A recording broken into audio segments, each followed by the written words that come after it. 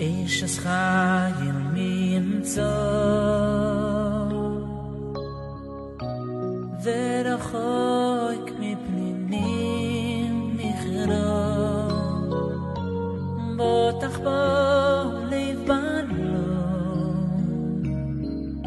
ושלום לא יחזור שקל אחר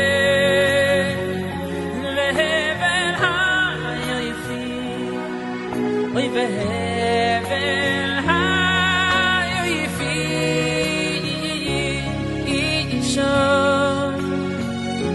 isha yira sanche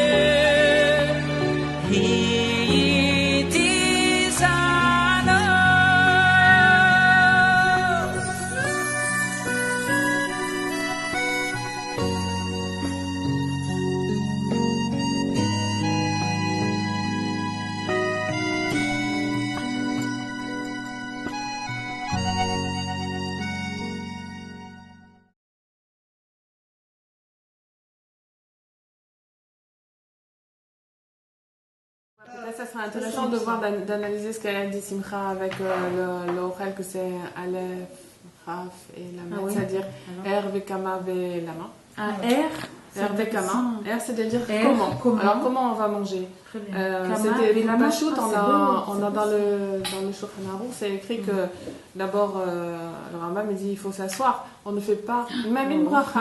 Même, tu peux dire je vais faire la bracha et je m'assois. Non, tu t'assois, tu fais la bracha. Et tu sais, c'est pas facile parce que quand tu tournes dans la cuisine comme ça, et t'assois, tu es pressé, et tu dis attends, mais t'es un ben Adam, c'est vrai, t'es pressé, tout ce que tu veux. Maintenant, je peux. Quand tu auras le temps de t'asseoir, d'être un ben Adam, Adam Ayoshev al Akise, parce que c'est à partir de ce moment-là qu'un ben Adam s'appelle Adam. Quand il s'appelle Ayoshev al Akise, tu t'assois, tu fais une bracha. Bon, alors on va dire le R. Et comment tu vas manger? Alors, comment tu vas manger? Nagid, quand tu as la soupe, tu vas essayer de te redresser, et de monter la cuillère à toi, et pas de te mettre à côté de la soupe en train c'est pas du tout évident. Mais avoir une allure de Ben Melachim, parce que évidemment on est des Ben Melachim. Donc on monte la nourriture à notre bouche, et c'est pas nous qui descendons à la nourriture. Et évidemment, c'est-à-dire qu'elle est chère. C'est vrai qu'aujourd'hui il y a tellement de chérim et tout, qu'on se dit, quand des fois quand il est Tzara, il nous prend et par exemple on prend que la daïra Haredit. C'est une shmira. Alors si on veut Midgaber, tu peux pas manger, c'est bien, c'est tranquille. Tu prends la Haredit, c'est encore mieux. C'est pas grand-chose. Il y a vraiment pas tous les restaurants tu passes. Tu veux, cet après-midi j'étais à Yafo, je passe sur la rue, j'avais envie de rentrer dans un endroit pour prendre un café. Mais c'est-à-dire, est-ce que c'est ma team de rentrer dans un café Même si j'ai envie, j'avais rien mangé, j'avais été à un Brit à Ramot, j'avais pas eu le temps et tout. J'aime le café, comment ça s'appelle, à four et tout, c'est un kiff. J'avais envie de rentrer dans un truc, j'ai dit je suis Batmeler, je peux pas rentrer dans un café à Rehov Yafo, prendre un café, bien que moi je sais que c'est pour prendre un café, et parce que j'aime le café, mais les gens ils vont, je peux pas. Donc, tu vois les gâteaux, des bons gâteaux, là, les français, avec le machin et tout ça, tu regardes les RGR, non, c'est pas pour moi. C'est bien, moi, non, c'est pas pour moi. Hop, et non, c'est pas pour moi. C'est un corban, hein, quand on se promène comme ça, à Yafo ou ailleurs, et qu'on a faim, et qu'on a envie de rentrer. Et ça rend plus intelligent. C'est un corban. Je dis, tu profites de ce cadeau qu'Hachem t'a fait, de rentrer, d'être dans la rue, de vouloir rentrer dans un restaurant et dire non, Hachem, pour toi, voilà, je rentre pas dans un restaurant. Pour toi, je rentre pas. J'ai entendu une belle histoire récemment comme ça sur c'est un truc, bon, c'est un peu quelque chose. Il y a une semaine, justement, à Benitouna, elle nous a raconté une histoire, parce que je l'ai à des cours et tout. Elle nous a raconté une histoire comme ça, qu'il y a un jeune garçon de 17 ans, il est parti à un séminaire pour l'Arzor Michouva, pour revenir comme ça. Et quand il est parti, alors il s'assoit comme ça à chaque cours, et le rabbi parle, et lui il lui pose 36 questions. Le rabbi vient pour lui répondre, et il ne veut pas l'écouter, il dit non, ça ne m'intéresse pas. En fait, il est parti là-bas que pour rentrer dans les rabbinim, mais il ne voulait pas en fait revenir à la religion, juste il était révolté, et il voulait leur rentrer dans chacun et tout. Et à la fin du séminaire et tout, les 3 jours sont passés et il arrive qu'il y a le symposium où il faut dire ce que chacun, il a des retenues de ce séminaire et tout. Alors là, lui, il arrive et il dit « Ani choser betchouva ». Alors tous, ils le regardent, ils le font « Comment ça, ta choser betchouva » quoi. Incroyable, il fait « Calmez-vous, c'est pas grâce à vous. Oubliez, c'est pas pour vous, c'est pas par rapport à vous que je fais ça et tout. Le manéno, tout ce que vous avez dit. » Il a dit « Je fais ça parce que pour un des raves, il avait son fils de 5 ans là-bas. Il a dit, je fais tchouva grâce à ce petit. Alors là, ils font comment ça et tout. Alors il dit, voilà, Pachout, j'ai toujours des bonbons au chocolat sur moi. Des bonbons au chocolat, mais super, un goût, mais c'est la meilleure usine au monde, c'est un truc incroyable. Et j'adore voir, voilà, chocolat suisse. Et j'adore voir les petits enfants, quand je leur donne ce chocolat, les yeux qui pétillent, et qui sont heureux. Et ils ont vraiment, quoi, on leur a donné le monde. Et là, je vois donc ce petit garçon, j'ai dit, tu fais un mamtak. Alors le petit, ouais, déjà je commence à voir les étoiles dans ses yeux, je lui sors. Et là le petit il est super content, il prend le bonbon. Et là d'un coup je le vois, qu'il tourne, qu'il retourne. Il regarde et il retourne. Et d'un coup il s'est mis à courir. Alors moi je l'ai suivi pour voir où il courait quoi. Alors je cours et je le vois chez sa mère. Maman, dis-moi, est-ce que c'est notre Hercher? Alors la mère elle le prend, elle le tourne. Elle dit non chérie, c'est pas à nous. C'est pas notre Hercher, on peut pas manger ça. Et je vois le petit le prendre de la main de sa mère et aller le mettre à la poubelle sans faire d'histoire, sans pleurer, sans rien. Alors sa mère elle lui a donné un bonbon genre pour essayer de remplacer, mais ça avait un goût vraiment pas bon. Il dit mais comprenez que ce petit de 5 ans, c'est comme si on donne à un adulte une Porsche, on lui dit mets-la à la poubelle. Il peut pas, comment il va? C'est le même ramin pour un petit quoi. Et juste pour une sorte de Hercher, d'avoir cette retenue par rapport à la cache-croûte, alors que c'était quelque chose, il me dit ça, j'ai trouvé que c'était tellement magnifique que moi aussi je vais être dorée d'avoir des enfants qui soient capables d'avoir cette retenue et de dominer leur entre guillemets la nourriture et les pas. Donc évidemment on peut profiter aussi de ces moments-là pour donner un korban à Hachem. Faire un ta'anit, des fois c'est très facile. J'ai entendu de Rav Ringer à la Shalom que par exemple on s'assoit, oui, on a faim, le plat est devant nous, je m'assois pour manger, je vais faire la bracha, je pose la fourchette et j'attends pour Hachem. Voilà. Et ça, c'est un ta'anit. C'est dur, c'est très très dur. Oh, ouais. C'est très très dur. C'est très très dur. Et quand la tava, le sentiment que tu du tanou que tu vas avoir, il est passé, à ce moment-là, tu peux faire ta bracha et manger. Là, tu manges le mal Hachem. Tu manges le mal Hachem. Et comment tu vas manger le mal Hachem? C'est-à-dire que, bon, maintenant, sur ton premier jet, tu l'as donné à Hachem, c'est ta tava que tu avais. Et après, quand tu vas manger, au moment où on mange, un juif il mange, alors c'est à ce moment-là qu'il reçoit tout le ratson de servir à Kadosh Baruch Hu. C'est-à-dire la shat achila, shat milchama, on dit shat achila, shat milchama, c'est un moment de guerre parce que tu vas décrocher quelque chose, tu vas gagner une guerre. Et cette guerre-là, c'est quoi? C'est qu'au moment où tu vas manger, tu vas te mettre en confrontation avec le Olam Hazé, c'est-à-dire c'est du Olam Hazé que tu vas rentrer dans toi, une confrontation ou comment dire, une consommation, tu vas consommer le Olam.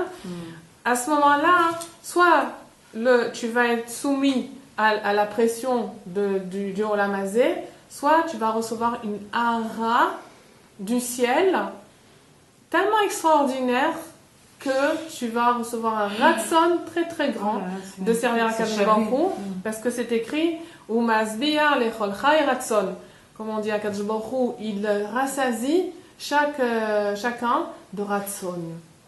C'est quoi? Ou masbiya lechol chai ratson. À Kadosh Baruch Hu, il rassasie de ratson. C'est-à-dire qu'au moment où tu manges, Hachem, il t'envoie le ratson. La manière dont tu manges, le ratson de servir à Kadosh Baruch Hu. Tu le reçois au moment où tu es. Alors, un cadeau génial. Kama, c'est la quantité. Kama. C'est-à-dire que la quantité, ben évidemment, il y a des goulottes. C'est vrai que c'est écrit, le Rambam dit que quand tu manges, le kiff, c'est de ne pas avoir de goulotte, de ne pas avoir de limite.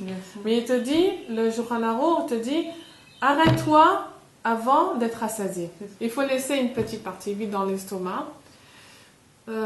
Ça, c'est une façon, c'est la façon de manger. Et aussi, c'est écrit Tzadik ochal sovar nafsho. C'est-à-dire que le tzaddik, quand il mange pour rassasier son âme. À un moment donné, quand on bémet, on a faim. Je ne sais pas si vous avez déjà eu l'expérience de ça. Quand on a faim et qu'on se met à manger, alors on sent, au moment où on mange, le nefesh qui est rassasié avant le gouffre. On sent quand même une plénitude comme ça quand vraiment on a faim. Parce qu'en général, on ne mange pas quand on a faim. On mange parce qu'on a l'habitude de manger. Bon, c'est l'heure maintenant, il est 8h du matin, il est 9h du matin, ou il est midi, ou il est 8h du soir. Donc, c'est le moment de manger. Mais on n'attend pas vraiment d'avoir faim. Et donc, on ne peut pas avoir cet argacha-là d'être sauvé à nafsho, c'est-à-dire d'avoir l'âme qui est apaisée. Et essayez voir de manger quand vous allez avoir faim. Vous allez avoir cette sensation-là de l'âme qui est apaisée. Et bien, à un moment donné, si on est à midi, on sent qu'on est rassasié. Et après, tout ce qui va après, c'est de la tava. Parce qu'on a envie de prendre, d'accumuler dans ce gouffre-là, sans savoir pourquoi, mais rien que tu as envie, tu as commencé à manger, mais tu sais, à un moment donné, tu es rassasié et qu'après, tu vas rien que rajouter. Velama, et pourquoi on mange? Et la raison pour laquelle on mange, évidemment, c'est comme il disait un rave, on mange pour étudier. Et lui, il disait non, on étudie pour savoir comment manger. C'est-à-dire que le fait de manger, c'est encore plus élevé que le fait d'étudier. Parce que quand tu as un contact maintenant avec la matière et que tu es Makadesh Ota, c'est des Yehudim. Finalement, c'est quoi? C'est des Yehudim. Les Yehud, ça veut dire une unification. Qu'est-ce que tu fais quand tu manges? Tu unifies la chose que tu la rentres à l'intérieur, donc tu l'unifies avec toi. Le Ma'an Hashem, pour servir à Kadosh Baruch Hu, pour que toute cette matière-là que tu as devant toi, tu vas lui permettre de servir à Kadosh Baruch Hu parce qu'elle va se transformer en toi, elle va se transformer en ta chair, en ton sang, en tes forces, en ta graisse. Et avec ça, tu vas servir à Kadosh Baruch Hu. Donc c'est les Sham Yechud Kutsham Berechu. Quand tu manges, c'est une avodat Hashem parce que c'est les Sham Yechud Kutsham Berechu ou Shrinte. C'est-à-dire quand le Yechud il se fait en bas, il se fait en haut aussi avec ta kavana. Donc, pourquoi on mange? C'est les Shem Yechud Kutsham Berechu pour faire l'unification de Kadosh Baruch Hu avec la Shrina à l'idée grâce aux actes que je fais ici-bas. Et Biprat, le moment de la relax, c'est la chose qu'on fait le plus souvent dans la journée en vérité. C'est la chose, c'est la avoda auquel on est le plus confronté. C'est comment je vais prendre cette matière-là et les nitzutzot qui se trouvent dans tous ces éléments-là et je vais les faire monter grâce à ma avodat Hashem que je vais faire. Mais évidemment, c'est pas du tout évident de ne pas avoir de tavat achila parce que c'est bon quand je suis confrontée à mon assiette et ça a l'air tellement bon, surtout si c'est le rôle, le Shabbat, le problème il se pose pas. Mais disons que si le rôle, moi par exemple, si je fais pas du bon manger, je mange pas, ça m'intéresse pas. Donc il faut que le manger il me donne la tava, sinon je ne mange pas. C'est une métioute. Qu'est-ce que je fais alors? Qu'est-ce que je fais? Alors je suis condamnée à manger avec de la tava? Alors ça veut dire que quoi? Qu'est-ce que je fais ma avoda? Donc c'est pas de la avoda, ma avoda elle tient pas, elle monte pas, elle truc pas. Alors la Rafashim il donne une état, il dit on peut pas s'empêcher d'avoir de la ta'ava parce que sans ta'ava de toute façon il n'y a pas de procréation, il n'y a pas de kiyum, il y a rien du tout sans ta'ava. Donc on est obligé d'avoir de ta'ava. Donc c'est pas un mal en soi la ta'ava, mais il faut savoir gérer cette ta'ava là. Et comment elle se gère? Donc c'est un truc que je suis obligée d'avoir, sinon je ne mange pas. Avec la bouche, c'est-à-dire qu'avec ma bouche, je vais mettre le shtempel, je vais mettre le tampon de doucha sur ma achila. Si je vais faire le hersher, c'est moi qui vais faire le hersher de mon manger. Il y a un hersher d'aïda et charidit, c'est vrai. Mais après, si moi je vais faire un hersher dans mon manger, c'est que quoi? C'est que je vais dire pour être ma'alé, pour faire monter les intentiels de doucha, pour faire monter cette matière vers Hachem, je vais dire, je mange pour avoir des forces pour faire avodat Hachem. Voilà, Rafreshini dit, quand tu dis ça suffit. Ton manger, il est kasher. Tu lui as mis le shtempel, tu lui as mis le hersher. Et ton manger, il est kasher. Et quand tu manges du manger kasher, tu deviens kasher aussi, tout simplement. Et Od Nekuda, c'est que tu peux acheter un manger qui est kasher, le plus bon cher et que tu la prépares dans toutes les règles de l'art et de la kashrut, du Shulchan Aruch, mais il faut voir le shoresh de cette nourriture-là, avec quoi elle était achetée, avec quel argent il a été acheté. Si c'est-à-dire que la nourriture pour qu'elle soit kasher, il faut qu'elle ait été achetée avec un argent kasher. Parce que quelqu'un qui achète de la nourriture avec de l'argent ou volé, ou qu'il n'a pas donné le maaser, ou que c'est des magouilles, ou que c'est... Tu comprends? Ben, ça fait que, il y a une hashpa, il y a une influence sur ce manger-là qui fait que la nourriture, elle risque d'influencer nos retsonotes, d'influencer notre volonté dans des choses qui sont pas cachées aussi, quoi. Voilà, c'était... Et bien alors donc, et ce qui est très important pour nous de savoir, c'est que Rabbeinu, il dit que quand on est mis de Gaber sur Ta'avat Achila, et donc c'est ce qui s'est passé, Baruch Hashem, c'est ça qui a permis de faire tomber Aman, de faire tomber les forces du mal, c'est quand on mange dans la Kedusha. Aman, ça représente quoi? Ça représente même chez la Tarisha. Ça représente le gouvernement qui n'est pas kasher. Alors, on peut parler de politique, on peut parler de conseils pour faire tomber ce parti. Après, ça va être un autre parti qui va monter, qui va être encore pire. Et on va voter non la prochaine fois pour l'autre, mais ça va être aussi encore pire. Donc, on n'a pas d'etza, alpi sechel, c'est-à-dire en réfléchissant, il n'y a pas de conseil pour finalement avoir un gouvernement de Gdusha. Mais Rabbeinu, il nous dit, c'est quoi? C'est quand tu vas manger Bigdusha, alors c'est ça qui va enlever le gouvernement de Sitra Achara. Quand tu vas toi manger Bigdusha, tu vas... Mais des fois, c'est comme ça, on se dit, mais mince, comment on va y arriver? Eh ben, on va arriver en commençant par soi. N'attends pas que ce soit tout le peuple qui va manger Bigdusha.